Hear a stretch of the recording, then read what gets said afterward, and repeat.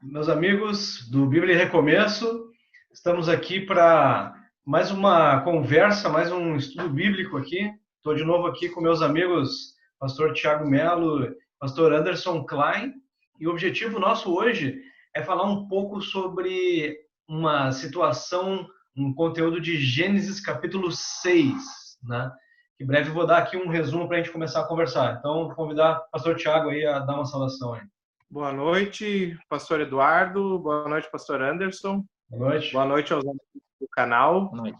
Estamos felizes de poder estar novamente aí participando com vocês, conversando sobre a palavra de Deus e aprendendo junto. Boa noite, meus amigos. Uma alegria gigante estar aqui com vocês. Saudade de vocês. Muito bom gravar esse vídeo.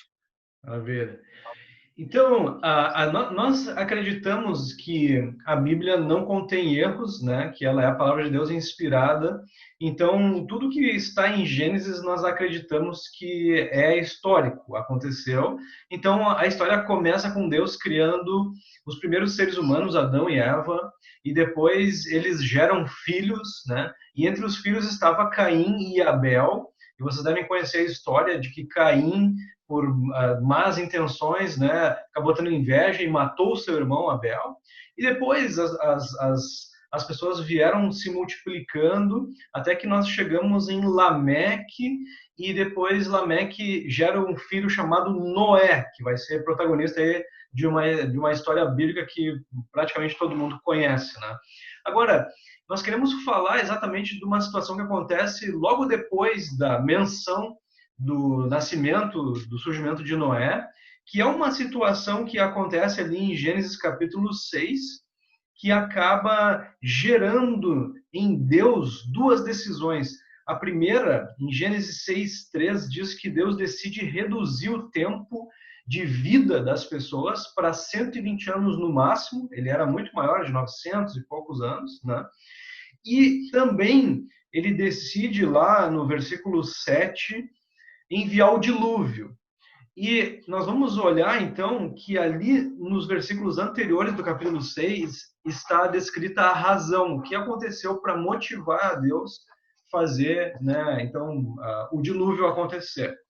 Muito bem, então já quero passar a palavra para vocês aí para a gente conversar sobre essa situação aí. Para mim, primeiro que esse capítulo é um capítulo altamente teológico, assim, a gente vê muita coisa ali, né, sobre o homem, né, sobre o pecado, sobre Deus, sobre o Espírito Santo, sobre Jesus, porque tem salvação ali também, né? Uhum. E chega essa parte ali do texto que fala da questão dos filhos de Deus e das filhas dos homens, no versículo 2, que para mim é um texto bem difícil de ser interpretado, mas que, levando em conta o contexto de Gênesis e do capítulo, no meu entendimento, o texto está falando sobre julgo desigual entre a descendência de Sete, piedosa, que seguia a Deus, que seriam os filhos de Deus, e a descendência de Caim, né, que eram aquelas pessoas que não eram tementes a Deus. Então, para mim, o contexto favorece a entender que é isso. Então, vamos explicar para quem não leu ainda, né, esse capítulo, ou não se lembra, que aconteceu aqui no versículo 2 uma situação que é os filhos de Deus, é a expressão, viram que as filhas dos homens eram bonitas e tomaram para si mulheres, aquelas que entre todas mais lhe agradaram. E daí, logo em seguida, no versículo 3, diz que Deus, então, vendo isso, decidiu reduzir a vida das pessoas, o tempo de vida, para 120. Então, esse foi um passo já que motivou Deus a se decepcionar, vamos dizer, com a humanidade e dar um passo na direção do dilúvio. E depois, o texto continua, e lá no versículo 5 vai dizer: o Senhor viu que a maldade das pessoas havia se multiplicado na terra e que todo o desígnio do coração delas era continuamente mal, e então ele ficou triste e decidiu fazer o dilúvio, né? Então a gente está tentar entender o que foi essa coisa dos filhos de Deus, é o que diz, filhos de Deus, com as mulheres humanas, né? Alguns vão dizer, né? O pastor Tiago já estava colocando ali uma das visões, né? Que é os filhos da cultura de Sete, né? Que era uma cultura de seguir a Deus, se uniram com os filhos de uma cultura de Caim, que era de andar no pecado, né? Essas duas se uniram e acabaram, então, numa cultura de maldade, né? Uma geração que tinha uma cultura de maldade. Mas uma visão também que acontece é a visão de que esses filhos de Deus eram anjos, né? Fala um pouco para nós aí, pastor André, sobre isso aí. A ênfase de Gênesis 6, né? Ela não é sobre rebelião de anjos, né? É sobre o pecado do homem. Por isso que vem o dilúvio no capítulo 7. Então, eu fico acho bem difícil, né, seres incorpóreos como anjos se relacionarem com seres corpóreos, né, com seres humanos, né? Então eu acho bem difícil de conciliar esse tipo de interpretação deste texto, ainda que algumas pessoas se esforcem, né, buscando outros textos de apoio para embasar essa interpretação, mas eu acho bem difícil, bem difícil. Então aquilo que o pastor Tiago falou e que tu já deu um panorama geral aí, né, se refere a essa, né, provavelmente se refere à linhagem de Sete e essa outra linhagem, né, que houve um relacionamento. Eu acho interessante que tem duas tradições judaicas, uma diz essa primeira visão e a outra fala sobre essa segunda visão Aliás, estou falando errado. Uma tradição cristã antiga fala sobre essa visão dos sete, linhagem de Sete, linhagem de Caim, e a tradição judaica, uma das tradições judaicas fala sobre esses seres, esses filhos de Deus serem demônios mesmo, que coabitaram com as mulheres e fizeram surgir uma nova raça, né? E a gente estava falando aqui agora um pouco antes sobre essa questão, né? Sobre como não aparece em nenhum outro momento na Bíblia essa possibilidade. Jesus falou tanto em Mateus quanto em Marcos capítulo 12, versículo 25, ele disse o seguinte: quando ressuscitarem dentre os mortos, nem casarão e nem se darão em casamento, mas serão como os anjos nos céus. Então Jesus estava dizendo que os anjos não têm essa relação de casamento. A gente sabe que na Bíblia o casamento está totalmente ligado com a questão sexual, né? Então a gente entende sempre, quando a gente fala sobre anjos ou demônios, que são anjos caídos, que eles não têm relação sexual e nem se casam e nem nada disso, né? São seres assexuados, né?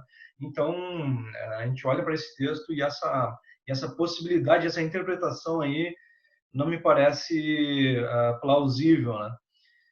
Sr. Thiago, quer comentar alguma coisa? Não, eu penso que talvez o principal argumento aqui a favor, aqueles que defendem a ideia de que ali são seres espirituais, né, seria o fato de que ali o texto usa a expressão filhos de Deus. E a Bíblia, em outros textos, usa essa expressão para anjos. Por exemplo, em Jó, né? Lá em Jó capítulo 1, versículo 6, diz assim, ó: os filhos de Deus vieram apresentar-se perante o Senhor, vírgula. Veio também Satanás entre eles. Mas olha que interessante, né? O texto fala que os filhos de Deus vieram, aí ele está falando dos anjos, mas daí tem uma vírgula para separar a ideia, e depois diz que Satanás veio também. Ou seja, o texto não chama Satanás de filho de Deus, né? Sim. E não chama demônio, a Bíblia não tem nenhuma referência para demônio chamando de filho de Deus. Em contrapartida, a Bíblia tem várias vezes a expressão filhos de Deus para os homens, para o ser humano, tanto no Antigo quanto no Novo Testamento. Olha aqui, por exemplo, Deuteronômio 14, 1, Deuteronômio 32, 5, Salmos 73, 15, e por aí vai outros vários, né? Oséias 1, 10. No Novo Testamento isso é mais clareado ainda, né? Lucas 3, 38, 1 João 3, 1 e 2, e o versículo 10 também. E o texto de João, capítulo 1, versículo 12, né? que fala que a todos quantos o receberam, deu-lhes o direito de se tornarem filhos de Deus. Então traz essa ideia de que filho de Deus é quem coloca a sua fé em Deus, né? Eu queria mencionar também que tem uma outra tradição judaica que fala que isso foi fruto de relação entre humanos, mas que a relação foi dos filhos de Lameque, uma linhagem de Lameque que era rebelde contra Deus, né? Então Noé ficaria de um lado como filho de Lameque voltado para Deus, e uma outra parte da família rebelde contra Deus teria se relacionado então ali com as mulheres e gerado uma cultura de novo, né, de pecado. Até eles dizem que seria um povo que trabalharia com haréns, né? Por isso escolheram entre as mulheres e tal, aquela expressão que é usada ali no versículo 2. Então, na minha percepção, assim, parece que os filhos de Deus, né, eram realmente a descendência de Sete. E tem uma linha de interpretação, e judaica também, pastor Eduardo, que eram os reis da época, né? Pessoas poderosas daquela época, né? Sim. Pessoas que tinham muito poder daquela época também. E é uma linha muito bem aceita também no campo teológico, né? Então, eram reis, né? Pessoas com grande poder, né? Mas que seguiam, né? Que seguiam os princípios de Deus, né? E as filhas dos homens, né? Que é a descendência humana caída, né? Que geraram eram pessoas demoníacas. Por quê? Né? Porque eles se opunham, né?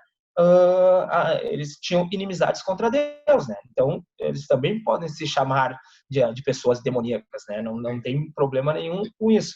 E me parece que essa afirmativa que nós estamos fazendo aqui em conjunto, né? Ela está muito mais em harmonia com Gênesis 7 do que qualquer outra afirmativa que pode ser feita, né? Está muito mais em harmonia, né? Se a gente olhar o contexto inteiro de Gênesis, como o pastor Tiago iniciou falando. Então, eu creio que se encaixa mais nessa proposta. Maravilha, meus irmãos. Eu estou satisfeito aí com a nossa conclusão. Eu acho só que tem outro detalhe ali importante. No contexto do próprio capítulo 6, que para mim assim é determinante na minha conclusão, tá? Porque se fossem anjos ou demônios, ali o versículo 3 diz que Deus diminuiu o número de anos de vida, né? E depois o versículo 7 diz que ele, do 7 em diante, ali vai dizer que ele ia mandar o dilúvio para acabar com a situação. Sim. Se fossem anjos ou demônios, nenhuma das duas medidas tomadas resolveria o problema. Porque nem não ia limitar a idade deles, né? E também a questão do dilúvio não ia acabar com o problema dos anjos ou dos demônios, tanto que não acabou, né? Boa, então, para mim, ali é muito claro que é a questão do pecado mesmo e que está tratando a questão do jugo desigual, para mim. Porque também é uma preocupação, assim, de Moisés, que escreve Gênesis, né? Quando entregou para o povo lá. Eu creio, né? Eu creio. Isso daí tá no que eu acredito. Mas quando ele entrega para o povo de Israel, porque o povo de Israel também tinha a tentação de se relacionar com os povos do entorno, né? Que não temiam a Deus. Então também a Bíblia estava ensinando eles do perigo do jugo desigual ali. E a coisa mais perigosa que tinha por trás era exatamente isso, gerar uma cultura, uma geração que se voltava para o pecado, né? Porque seguia outra cultura que não era a cultura de submissão a Deus, de honrar ao Senhor. E sempre foi essa, podemos dizer assim, aspas, preocupação de Deus, né? Que seu povo fosse um povo santo, de santo separado, né? Da palavra separado, né? Para ele, né? Para não se misturar com os outros povos. A gente vai ver lá em Deuteronômio, em Números, a mesma orientação de Moisés para o povo, principalmente antes de entrarem na Terra Prometida, né? Moisés faz o último discurso dele lá em Deuteronômio 7, 8 e 9, principalmente, né? Avisando, vocês vão ir para uma terra que mana leite e mel, mas cuidado, né, para não se misturarem com os outros povos. Quando vocês adentrarem aquele povo, acabem com tudo, né? Não fiquem com nada para não se misturarem, né? Muitas leis lá. Povos. Bem, meus irmãos, obrigado, hein? Foi muito bom, foi excelente. Vamos se despedir aí do pessoal. Grande abraço, saudades de vocês e daqui a um pouquinho vamos gravar mais uns vídeos. Maravilha. Amém, é isso aí. Forte abraço. Fiquem com Deus. Obrigado, gente. Obrigado por terem estado com a gente aqui de novo. Em breve a gente vai poder trazer mais assuntos aí. Grande abraço. Amém. Deus abençoe.